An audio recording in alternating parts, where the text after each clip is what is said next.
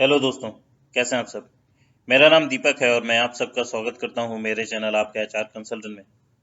दोस्तों, आज का जो टॉपिक है इसमें हम लोग बात करेंगे रिज्यूमे और सीवी की। दोनों के बारे में बात करेंगे और दोनों के बीच में डिफरेंस जानेंगे कि क्या मेजर डिफरेंसेस होते हैं रिज्यूमे और सीवी के बीच।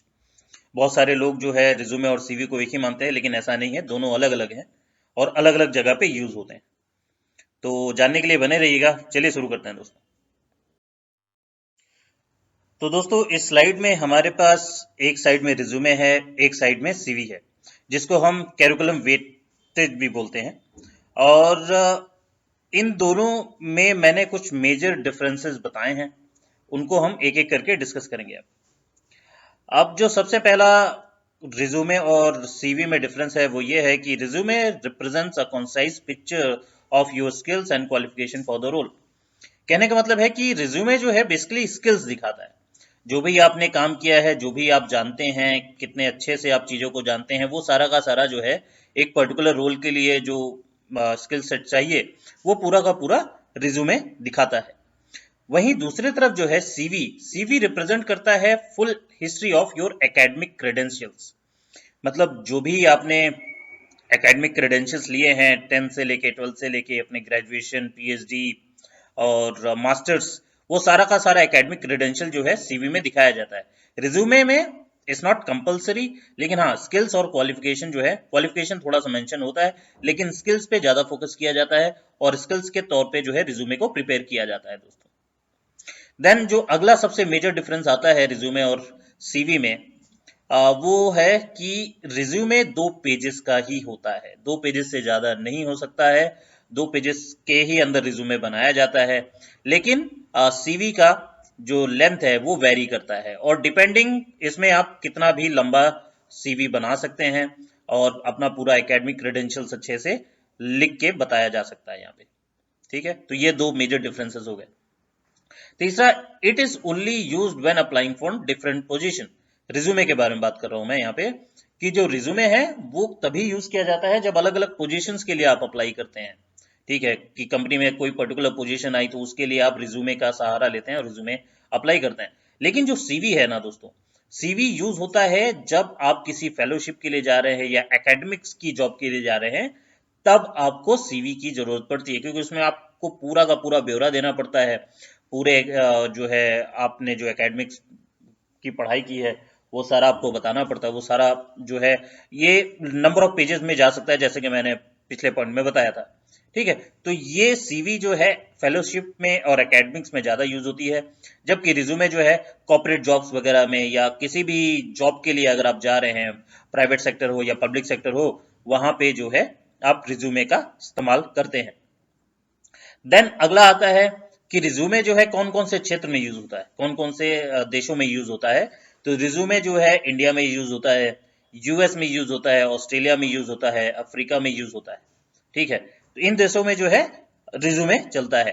लेकिन अगर मैं सीवी की बात करूं, तो सीवी जो है वो यूज होता है यूरोपियन यूनियन, यूरोपियन यूनियन में सब आ जाता है। ठीक है, that includes all the countries of Europe. Then ये न्यूजीलैंड में यूज होता है। ठीक है, तो होप आपको ये डिफरेंस भी क्लियर हुआ होगा कि रिज्यूमे जो है यूएस, ऑस्ट्रेलिया, अफ्रीका और इंडिया में यूज होता है, एंड सीवी जो है यूरोपियन यूनियन, जिसमें कि सारे यूरोप के देश शामिल हैं, और न्यूजीलैंड में यूज होता है। देन अगला जो है, resume should always be concise as possible. Resume में क्या होता है, जो भी आप वर्क एक्सपीरियंस देते हैं, जो भी आप चीजें बताते हैं, तो वो ज्यादा से ज्यादा कंसाइज और प्रिसाइज होना चाहिए, वो बहुत ज्यादा लेंदी नहीं होना चाहिए। क्योंकि देखिए क्या रहता है, जब भी आप रिज्यूमे लेके किसी भी ऑर्गेनाइजेशन में जाते हैं या रिक्रूटर के सामने जाते हैं, तो एक रिक्रूटर के पास इतना समय नहीं होता कि आपका जो है नंबर ऑफ डॉक्यूमेंट्स वो देखते बैठेगा। तो वैसा नहीं होता है। तो वो 2 पेजेस में जो आपने मेंशन किया होगा उसी को वो प्रॉपर देखेगा, उसी के बेसिस पे आपका इंटरव्यू लेगा। तो मेक श्योर आपका जो रिज्यूमे है वो 2 पेज में आ जाना चाहिए, और 2 पेज में जो है कॉन्साइज तरीके से अच्छे से क्लियरली अपने सारे पोजीशंस जहां पे आपने काम किया है, जो आपके पास स्किल सेट्स हैं, वो सारे के सारे जो है उन 2 पेजेस में आपको डाल के रख देने हैं, ताकि जिस भी रिक्रूटर के सामने आपका रिज्यूमे जाता है तो वो ही should able to read it properly and accordingly he can ask questions from you. Hope मेरी बातें आपको क्लियर हुई होंगी दोस्तों। अब सीवी क्या है, सीवी एक प्रकार की समरी है। ठीक है, is a way to quickly concisely convey one's skills and qualification.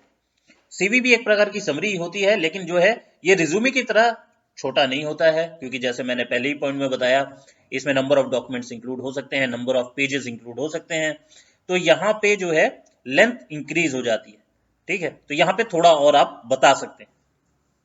Then अगला जो है द टर्म रिज्यूमे, जो रिज्यूमे का जो टर्म है originates from the French word resume which translates to abstract और समरी।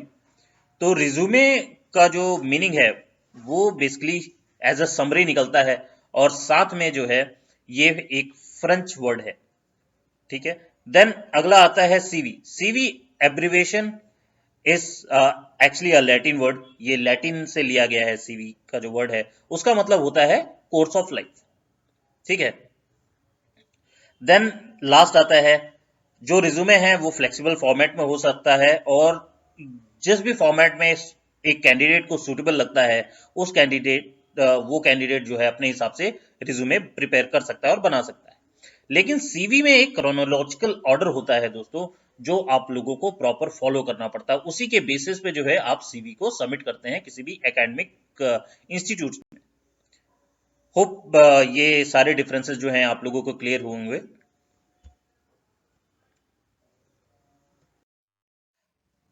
आशा करता हूं कि आज का वीडियो आप लोगों को पसंद आया होगा दोस्तों। अगर पसंद आया है तो ज़्यादा से ज़्यादा लाइक कीजिएगा, अपने ज़्यादा से ज़्यादा दोस्तों के साथ शेयर कीजिए और सब्सक्राइब करना मत भूलिएगा। मैं ऐसे ही नए नए कंटेंट आप लोगों के लिए लेके आता रहूँगा, और प्लीज़ कमेंट करके बताइएगा कि मेरा कंटेंट आप लोगों को कैसा लगता है। मैं मिलूंगा आप लोगों से अगले वीडियो में, तब तक के लिए अपना ख्याल रखिएगा। धन्यवाद।